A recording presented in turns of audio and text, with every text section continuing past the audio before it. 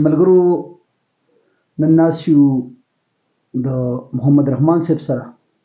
او د ده نه یو تپوس کومه چې د هغې جواب راکړي مال خو یې څه چل نه راځي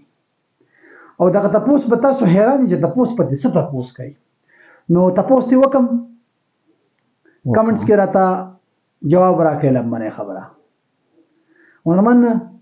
دا تپوس زه ستاسو نه وکم خو تپوس داسې تپوس چې بالکل حیران بشي چې یاره څه تپوس کول غواړي خفه کېږي خو به نه مه کوه وکه هلکه تاسو خو به نه خفه کېږئ که نه ښه دا راته ووایه که نه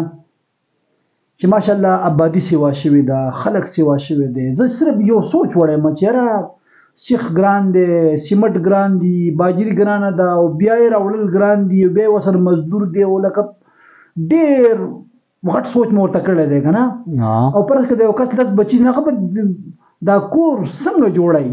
لکه د دې لپاره د حکومت ته څه وینا کول غواړي او څه لکه داسې لایحه عمل ولا پکار دی چې هغه موږ وکړو چې یاره کورونه جوړ کړو ډاکټر صاحب ډېره مهرباني چې تاسو دونه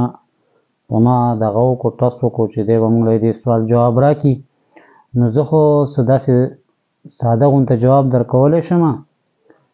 چې هغه خلک وایي د هر مرض چې دی نو علاج شته بالکل شته او نو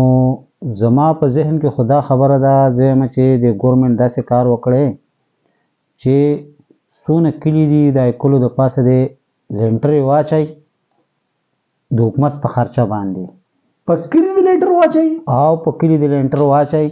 نو که باران وریږي ټول کلیوال به بچي او جو د سیخ سیمټ ته اخیستو نه به خلاصي زه په دې خبرو پوه نه یم که نه نه که ته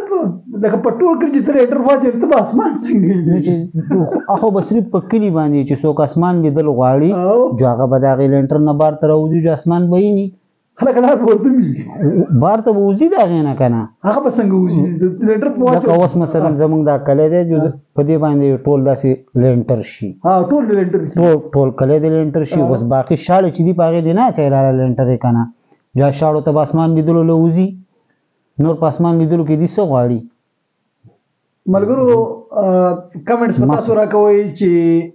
زموږ د ورور محمد رحمان صاحب دا خبره څنګه وکړه ښه یې وکړه که بده یې کړې دی خو چې په ټول کلي باندې لینټر واچو زه خو یې حق حیران کوم د دې دپاره موږ ستاسو د کمنټس انتظار کوو چې یاره تاسو به څه کمنټس راکوئ هر یو خپل کمنټس ورکوئ خو ښکلی کمنټس ورکوئ ډېره مننه والسلام